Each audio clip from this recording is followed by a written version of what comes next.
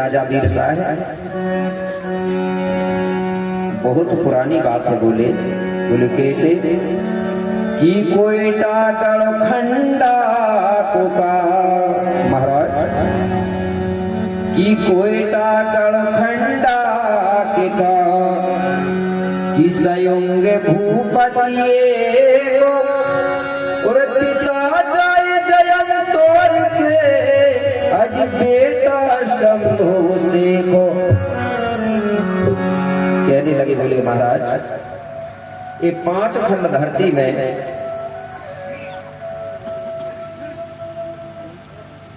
जय जयंतोर नाम का, क्या नाम? जय जयंतोर, जिसकी पत्नी का नाम था कुलीतरा। ये जय जयंतोर और कुलीतरा से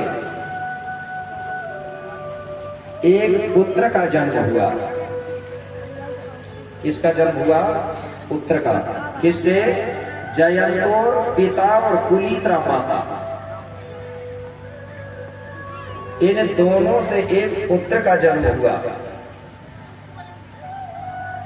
उस पुत्र का नाम रखा गया था कोसुडूम। क्या रखा गया? कोसुडूम। इनका जो जन्म स्थल है जो मध्य प्रदेश के छिंदवाड़ा जिला में पड़ता है, जिसको जुन्नार देव कहा जाता है। आज गांव क्या नाम से जाना जाता है? जुन्नार देव। उसका पहले नाम था जुन्नूर पेन। जुन्नूर पेन का मतलब होता है सबसे पुराना स्थान गोंडी में।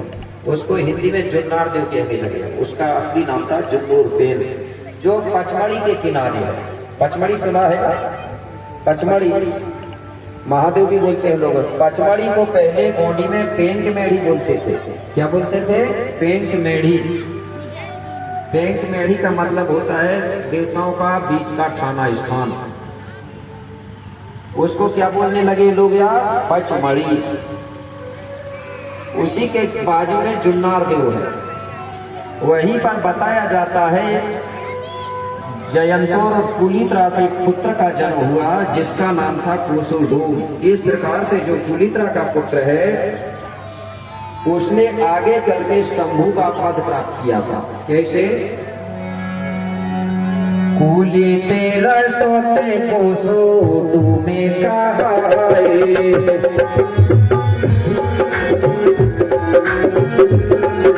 कुली तेरा सोते कोसुडूम में कहाए,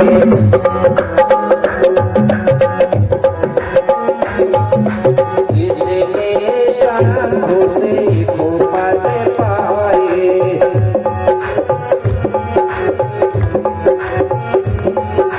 जिसने शंभु से को पद पाए, से को पद पाए। इसी कोसुडूम ने आगे चल करके एक पद प्राप्त किया था शंभु का। तो मैंने पहले भी बताया था आपको, जो शंभु से पद है वो सबसे ऊंचा पद होता है। उसके बाद में उससे नीचा जो पद होता है उसको बोलते थे रावेन। ठीक है ना? ये नाम नहीं है रावेन भी। सबसे बड़ा शंभु, शंभु से छोटा पद का होता था रावेन, जिसको रावेन कहते थे। तो एक ही रावेन नहीं हुआ, 7 रावेन एक साथ राज करते थे। जैसे आज विधायक होते थे, एक ही विधायक नहीं रहता, हर जगह रहते हैं अलग अलग। इसी प्रकार इन सब का मुखिया होता था शंभु। और रावेन से जो छोटा पद होता था उनको बोलते थे मुठुआ। क्या बोलते थे? मुठुआ। और मुठुआ से छोटा पद होता था उनको बोलते थे भूमका, जो आज आप लोग दिख रहे हैं। तो ये उपाधि चलती थी।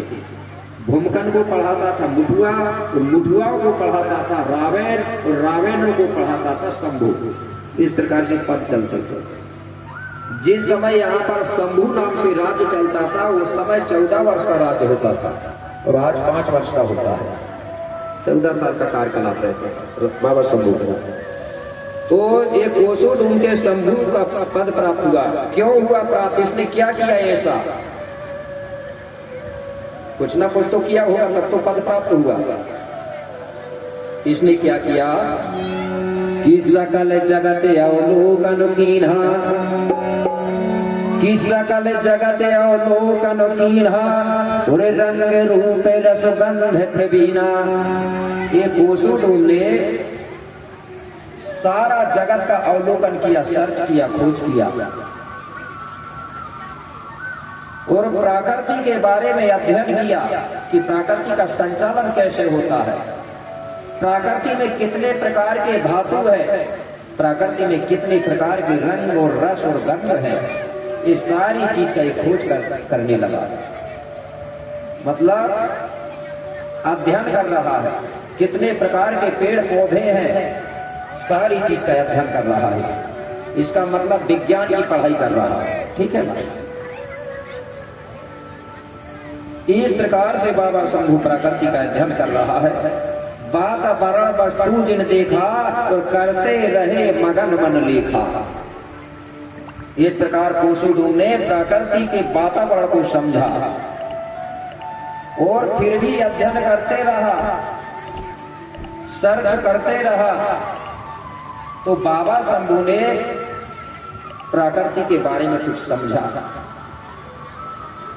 और आगे चल के बाबा शंभू ने यह भी खोज किया कि प्रकृति में जीवों का जन्म कैसे होता है। उसके बारे में लिखा है क्या,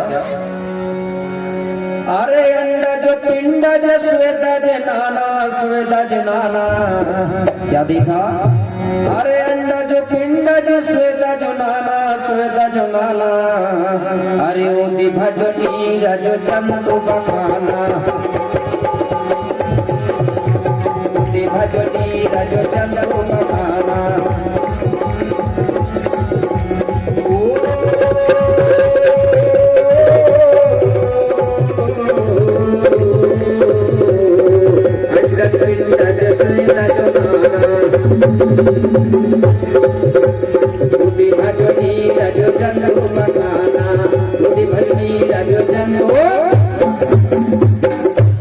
शंभू ने प्रकृति में देखा कि जीवों का जन्म बोले 4 प्रकार से होता है। वो 4 प्रकार कौन कौन से हैं, वो मार्ग कौन से है 4 जिनसे जीवों का जन्म होता है। उन्हीं को लोगों ने कहा है अंडज, पिंडज, स्वेदज और उदिभज। ये 4 मार्ग है जीव को जन्म दे। 4 के अलावा कोई 5वां रास्ता नहीं है। तो अंडज का मतलब होता है कुछ जीव जो है अंडे से जन्म लेती है ना। चींटी है, मुर्गी है, ऐसी बहुत सी कुछ चीजें हैं जो अंडे से जन्म लेती हैं। तो